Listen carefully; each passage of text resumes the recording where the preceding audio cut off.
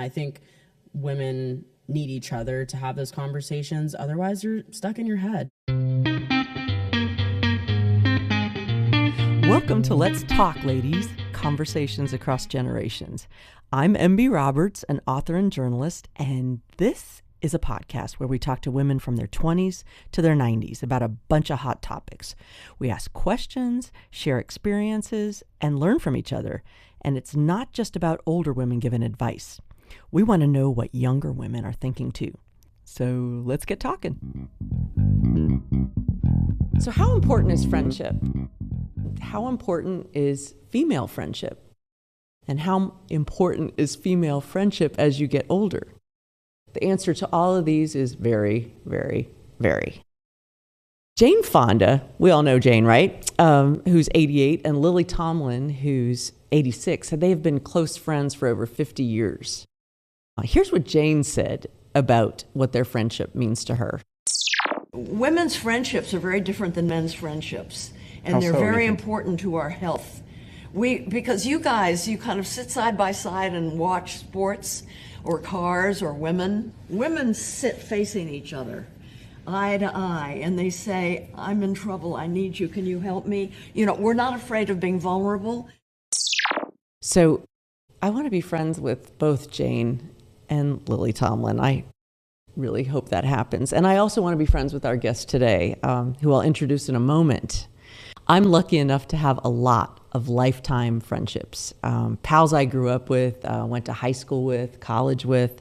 Think about high school. You see those friends every day. You're sitting right next to them. You're tolerating classes you don't like. Friendships are bound to form. And the same is true with college. And in that situation, you're starting to really gravitate to people you have more things in common with, things that you share interests with. You're going to be going through things together, relationships, meeting deadlines, learning to be on your own. You really bond during that time. Here's some data. Love me some data. According to a University of Kansas study, to become a casual friend, you need to spend 74 hours with someone. And to become a close friend, you need to spend well over 200 hours with someone. And that's a lot of time unless you're sitting right next to each other in the office or wherever you would be sitting next to someone. Think about those numbers. And what happens when college is over? Is it hard to make friends as a young adult or even an older adult? Like with everybody working at home now, there's just not a lot of opportunity sometimes to naturally, organically get to know somebody. You have to make an effort. I mean, when I used to go into an office every day, I made a lot of friends there, but we're not doing that so much. So how do you make friends as an adult? Janvier Christine, who's 24, she has some thoughts on this. She's the social media and content manager for the Nashville Entrepreneur Center. And apropos of our conversation today, she's also the founder of Woogirling. It's a lifestyle and digital media brand that connects women with fun things to do in Nashville. Friendships form. Let's talk to Janvier. Hey, Janvier. Hello. Thank you for having me. So happy to have you here. We're going to talk about Woogirling and all kinds of things.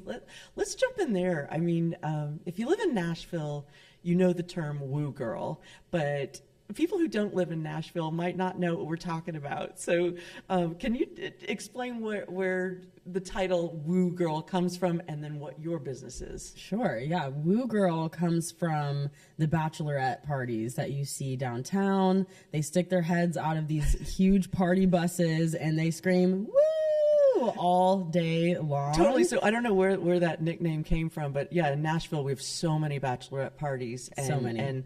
And they all go, woo! You know, they woo! And so they're called the Woo Girls. Absolutely. And I think a lot of locals have given them that name because, you know, they're not from here. That's, you know, what they're known for. Maybe they're a little annoying to some locals, but I think that the essence of what they're doing is awesome. It's women celebrating each other. And I think that's what a lot of females want to feel. So I think they're great. I think they're bringing the good attention to Nashville. But yeah, that's where the term came from, was the Woo Girls on Broadway. So yeah, we decided to give it a little rebrand. Right. I like that. I because it depends on your perspective. It's like if you are a Woo girl coming to town to celebrate your friend's wedding, you're loving it. But like, yeah, if you're a local driving behind one of those pedal taverns that goes really slow. They can only go 25 miles an hour, so you're really gonna have to be patient behind the T-Pain and the whooping and hollering. That's right. It just goes without saying. And so I like that you took that name and tell us what you did with it. Yeah, so I think a huge part of the classic Woo Girl party weekend is that you're drinking a lot and you're on Broadway, you're bar hopping. Maybe you're going to like a burlesque show, which is great, and it's a lot of that drinking culture, and they're having a great time, and hopefully they're doing it in a safe way. But I think what I was searching for when I moved back to Nashville from college. And where were you in college? I was at Augusta University in Augusta, Georgia for a year and a half, and before that I was in Clarksville at Austin P. Okay. So moved back to Nashville, which is your home. Is this where you grew up? I grew up in Smyrna, so 20 minutes south, not too far, but I spent a lot of time in the city thrifting coffee shops, at a young age. And, once I became 21, I was able to, experience Broadway for myself. And I think you should definitely have that under your belt. You need to experience it. You need to go bar hopping with all of your girlfriends, but on a weekly basis, that's not really my vibe. I don't drink that often, and in my opinion, I think you have to be intoxicated to have a good time on Broadway. I mean, there are just so many people. It's definitely a space where if you're feeling loose, then the entertainment really speaks to you. And it's a lot of crowds. So if you're someone that's a little more introverted, that liquid courage comes in and you're able to, hit the dance floor. So if you're, into partying in that way, I think Broadway is going to be your space. But for me, I like to be in more creative environments where I can hear the person that I'm speaking to next to me. You're an old soul, Janvier.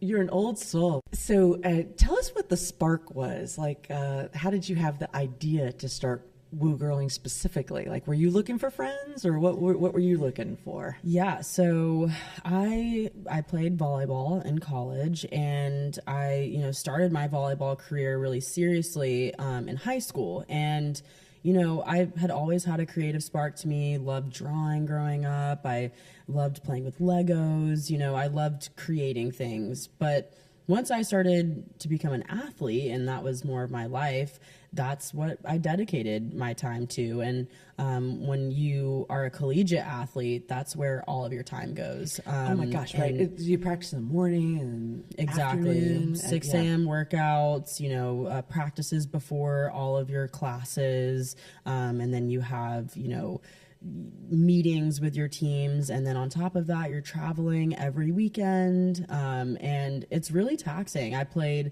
D1 volleyball, and that is a space where you really have to dedicate everything to it, and in a lot of ways athlete becomes at the forefront of your career in college more so than the student.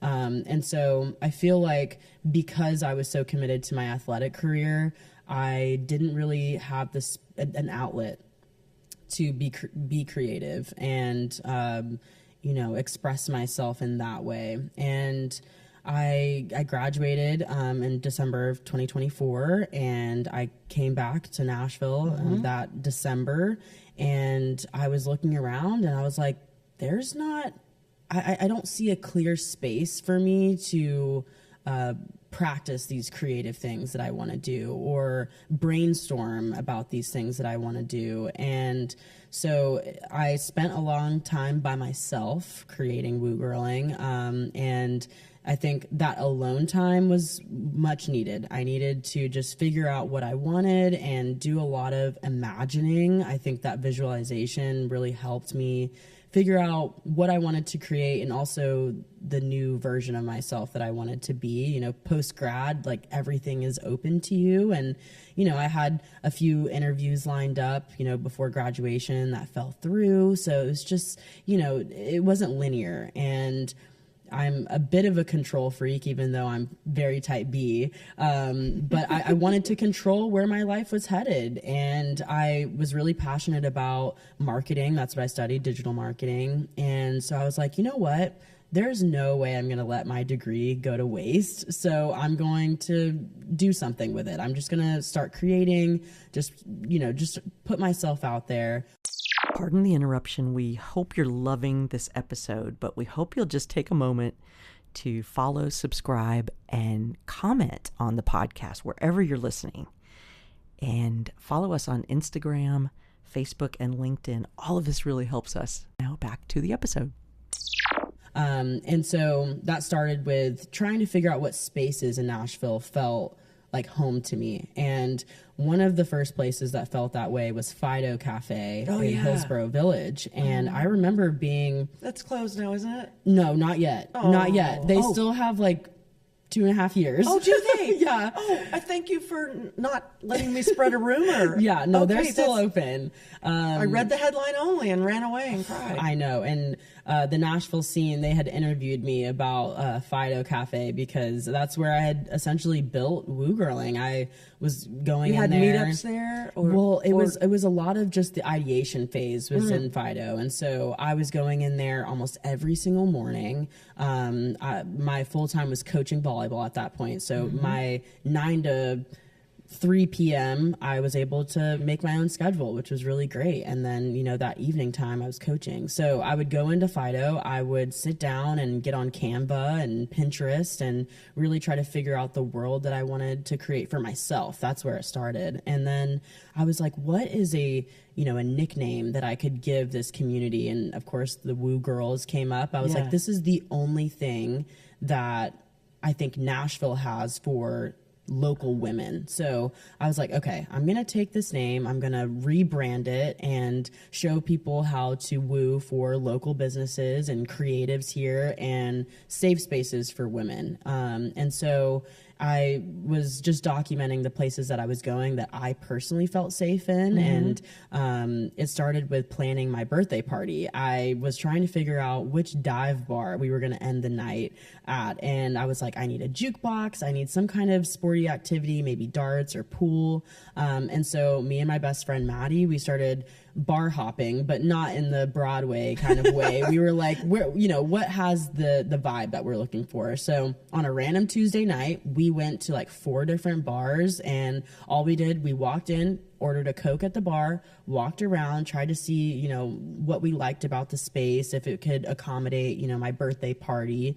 And from then I was like, why am I not documenting this? Because there were some places that we stepped into that weren't the best. It didn't feel, that safe, or maybe it just wasn't the atmosphere that we were looking for. And some of the places had really great food or great cocktails, whatever. So I was like, all right, I'm going to start recording these spaces. I'm going to post it on the Woogirling Instagram and just give my opinion in the caption. And so then it became this resource for a lot of local women, especially transplants. There was a lot of women that were moving here and they needed recommendations. So they were coming to my page. I love that. And I love, okay, you moved to a town in your 20s, and especially if you work at home, certainly if you work at home, right. But even if you work in an office, well, you might meet a couple of friends, but this is a way to meet people, right? Exactly. And a lot of those spaces that I was visiting were coffee shops, very public, and you have a lot of people that are already there. And I really felt that comfort with Fido Cafe. I will always go back to them because eventually they knew my order, they knew my name. They asked me to make a video of their spring, lattes that they had launched. So I started to build a relationship with them, just because I was making myself visible, just because I was showing up. And then I realized that that's really what I wanted to promote to, women that, don't want to be on Broadway and they want more of that genuine connection, that you just have to show up. You just have to say yes. You have to make yourself visible, and then people will start to gravitate towards you. And is it something that that women join? Like, do they sign up and say, I want to be part, I want to get notices, or do you need to be a member No, there's no like membership or subscription. Most of my events are free, but we do have some ticketed that just have a lot of exclusivity to it. There's one event called Before the Woo, and that's my get ready party. So Before the Woo is, a pregame get ready party. I invite 15 women to come in, and this is ticketed. So you're essentially buying your vanity that you get to sit at. So everyone gets their own vanity. You get some free beauty products, champagne. Oh, nice. I give you a free Uber, and we all go to the same event together. So Before the Woo is us getting ready and hyping each other up to try out a new space. And then we actually go to that new space together. And that way you don't feel alone. You don't feel like you're entering into a party or, a walking jazz into session. a party. Because even, I'm an extrovert, but right. I don't want to walk into some place that I don't know one single person, or exactly that takes courage even for someone who's outgoing. So what a great thing. So this has been a great way for women to meet new friends. Is that right? And you're seeing some friendships forming. Absolutely. And I think specifically the get ready party, like you are coming in without your makeup on, you're coming in without your outfit on. A lot of the women will come in with robes and, a huge bag of all their stuff, and you get to watch each other transform. And that's a very vulnerable time for a woman when you're getting ready to, express yourself. That before and after is, that's a safe space that you need to do that. And so I think just getting ready with my friends, like that is the best part of going out. That is so fun. I can just think back over the years, just like getting ready for like a big dance or, somebody's wedding or exactly. that can be like so much of the fun, and also it gives you confidence, because how many times, okay, you're going out with your friends, what are you going to wear? You call them and say, what are you wearing? Or you're like, oh, am I overdressed? Am I underdressed? Yep. If you're all kind of collabing, then exactly. That is so fantastic. Well, do you think it's, do you have some childhood friends, like from when you're really, really young, like when you were really little? Do you still have those friends? Yes. My best friend, Maddie, we've been friends since 7th grade. So we were 12. And we're roommates now. Like we have done everything together. That's great. We played volleyball together, and we went separate ways in college, still playing volleyball, but we've always been super close. And I've had an older sister and an older brother too. So I think my older siblings were like my first friendships. We were super close growing up, and but I had always valued, having a wide group of friends from a lot of different walks of life. I feel like that is where I feel like I'm getting, the most value out of my relationships. So, and you talk about your best friend. It's a girl. How important are female friendships to women, do you think? I think they're essential.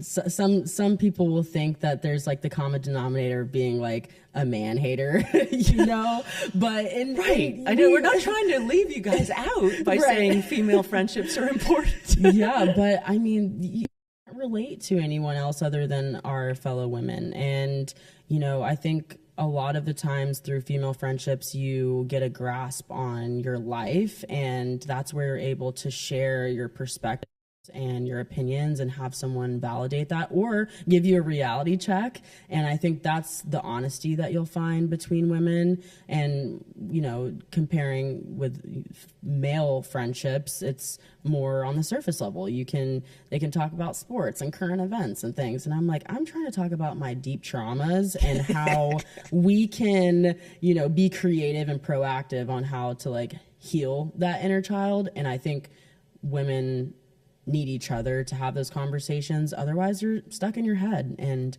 I think we are, highly aware and emotional, and we have to get that out of our skulls and, you know, onto someone else. And if you can find someone that knows you at that deep level, then it will never be a burden. You'll never feel like a burden, you know? So I think it's essential. You can tell, I think, your female friends your deepest, darkest secrets or your ideas. Love that support. And I hope that this is true for you.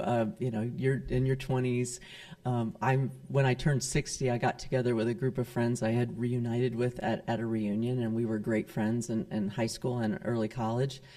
And it was so cool because it was just like, absolutely, like we didn't skip all those years in between.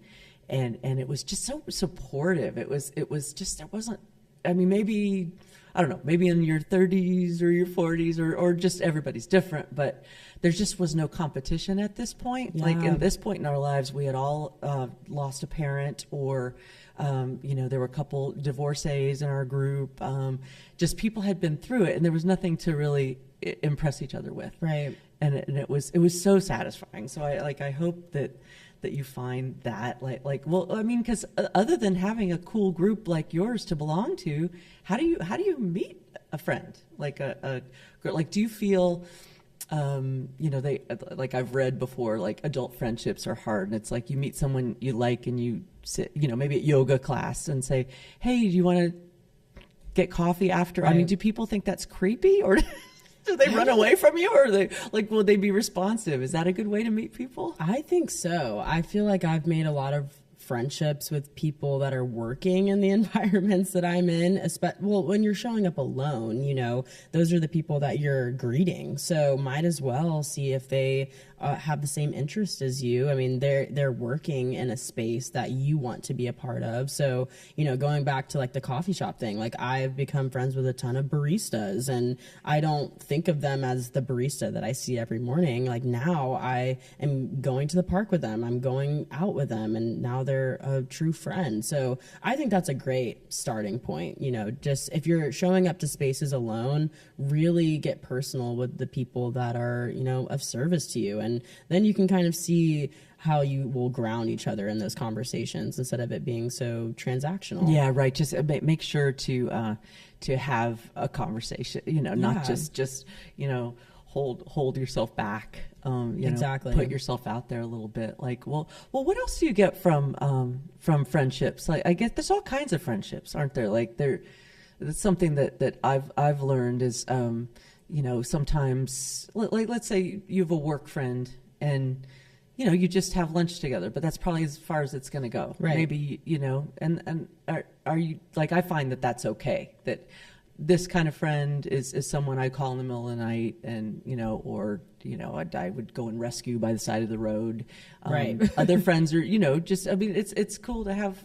Do you think it's cool to have all kinds of different? I'm leading you totally. I think so. I think that was a conversation I had with myself when I entered into college, because in high school and, you know, your younger years, you are kind of pushed into these environments, school, you know, sports, church, maybe. Or like you sit next to this person, so Yeah. this is like, you know, it's expected that's going to be your pal. But Exactly. if you don't have that much in common. But a lot of the times you kind of dismiss that thought, where it's like, okay, maybe we don't have a lot in common, but we see each other every day, so why wouldn't we be friends? And, you know, when you're 16 years old, you're not really, you know, making those decisions for yourself. So it's like, You're not that discerning. no, you're not- just like, okay, this makes sense. And I feel like that's what I was doing, you know, in high school especially. But when It's we geography, I always say. It's like Yeah. that was your next door neighbor, or that was the person you sat next to, or, Exactly. you know, and that's okay. Yeah. But once I got to college, I was like, you know what? I need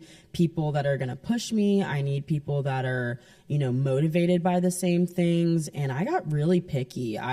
You know, for a lot of freshmen in college, they're going out, they're going to parties, but I was like, no, I don't think, I feel like I've done that. So I'm just going to take my time.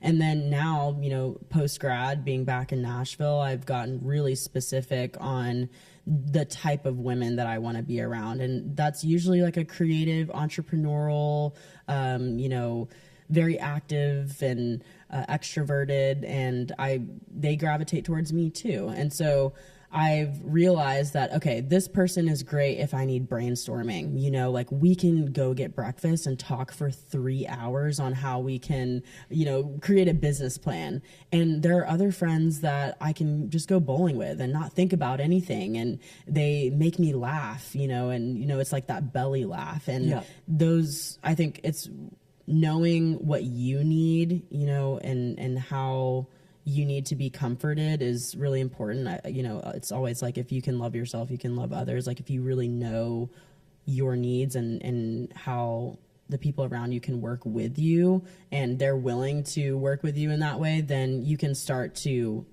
pick those people that bring value to those certain parts of your life. Because you have to be intentional as you get older. You know, you got jobs or kids or what, you know, whatever, husbands and things, and so there's not that much time. So I want to spend time with people I really love, and also appreciate. Like I was with a group of girls a couple of weeks ago that I hadn't seen in a long time. And it's like this group, like there was one gal in the group who I love, but she's just doesn't go deep, you know? Yep. She's not someone I'm going to have like this big conversation about the world or about, you know, those things. She's going to say, these strawberries taste so good, or I had the best Pilates class this morning, or did you see that sunrise? And that's okay. I wish I could be her. Right. I am not as content as her, but there, you know, I think there's, on the one hand, you'd be very intentional about spending time with people. On the other hand, appreciate what they bring. Now, here's a question for you, because you're 24, I'm decades older than you. Have you ever broken up with a friend, like intentionally said, this is not working?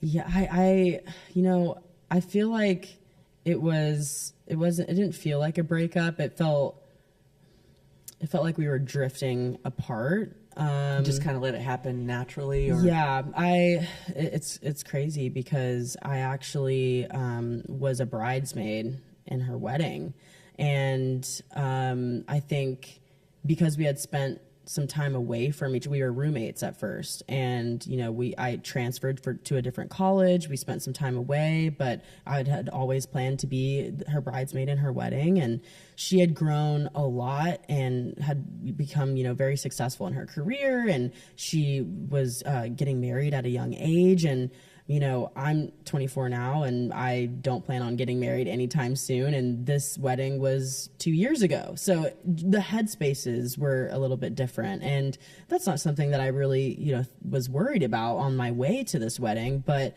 once I got there, I kind of realized that we were on different paths. And, you know, the way that we wanted to spend our free time was not aligned. And it was after that where I was like, okay, I feel like we probably won't talk as much anymore after this, because we don't want to talk about the same things anymore. And I felt like maybe if I continued to be around her and her lifestyle that she was living, this married lifestyle, that maybe I would be influenced to kind of settle down too, or, you know, those things were kind of in the back of my head. But I knew I had so much more that I needed to do before I started thinking about those things. So it's just like not having things in common. Like I can remember in my 20s, a couple pals who got married, and I didn't get married until, you know, my 30s, and you know, or having babies, which I really, really dig babies. But at that point, I was like, I didn't want to be talking about a diaper genie, you know, like all day. It you know, if there was 4 women in a group and 3 are talking about the diaper genie and you are not there, that you know, and it's just sort of an organic, natural, you know, you kind of drift apart. But, exactly. I mean, I've definitely intentionally broken up with a friend. You know, usually it just happens nicely and organically, where you just kind of go, you don't want to have to say that. But I there's been 2 times I was thinking back before we chatted, like that I, you know, said, I wish you well, but I'm not going to be in touch. Yeah. And then I thought that was enough. And when someone asked for more explanation, I gave it. And that was a little hard, but also very freeing, you know? Yeah. Because there were some negative things there, and I'm like, I'm going to need to let you go. Yeah. And it's important to do that so you can pour into your other relationships too, you know, and sometimes when that friend is holding you back for whatever reason, it's important for you to continue to step into that version of yourself that you see, that potential that you see for yourself. And if someone's holding you back, it's really hard or making you feel bad. It was my brother who said to me when I was sharing about someone that made me just feel crappy about myself. He says, you don't not need to be hanging with somebody who makes you feel crappy about yourself. Yeah. 'Cause you're not crappy. And Yeah. Yeah. Well, we're, and just speaking about family, did you have kind of some role models? Like, does your like mom or did they have good friendships or female friendships? Definitely. My mom, she was in a big family and had lots of aunts and uncles growing up. And my grandmother, she was the host, the all-time host. So a lot of my event coordinating, world building comes from her. And I remember being a kid, it really was the family functions that I felt like, okay, this is the feeling that I want to feel for the rest of my life. And she would just curate the space with so much detail. I remember, you know, for holidays, she would buy these packs of confetti that she would put on our dinner table. And it would be themed, adorable. you know, like little snowmen or, you know, snowflakes. But as a 7-year-old, I'm like crawling under the table, seeing these little flecks. And it just was another reminder that we're all here for the same reason and the same purpose. And I think how my grandmother especially was able to bring people together, all of her friends, and all of her friends felt like my aunts and uncles, and, you know, all of my mom's friends felt like my aunts and my big sister, you know. And I think that connection, whether you're blood or not, I think that's the connection that I think should be represented a lot more. Absolutely. Chosen family, like chosen sisters. Definitely. I love that. Yeah. And my mom, she was a single mom for quite a bit of time. So it was just me and her. And she had friends that were like, you can stay with us for, you know, a certain amount of time until you can find a place that, you know, fits the needs of you two. And I mean, once again, my mom's friends felt like aunts to me, you know, and I really felt safe around them. And I think now, as an adult, I see that in my other friendships, where if I needed, you know, a place to crash, and I keep mentioning my best friend Maddie, I did the same. As soon as I graduated, I crashed at her place for like 3 months until I was able to get an apartment with my sister. And, you know, there was no contract, you know, there was no like, you need to pay this amount every month, or, you know, there were no responsibilities, you know, required of me. It was just like, this is how we take care of each other. So I think from a young age, seeing those family parties, and then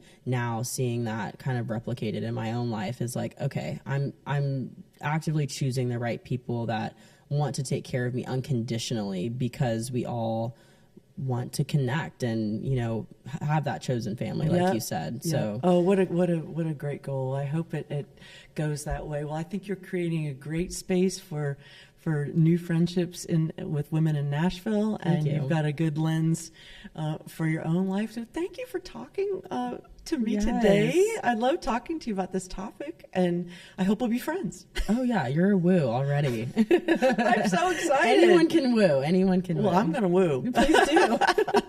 Thanks, Janvier. Thank you. And that's a wrap for this episode of Let's Talk, Ladies, Conversations Across Generations. We'd love to hear from you. If you like this episode, please subscribe to the show on Apple, Spotify, or YouTube.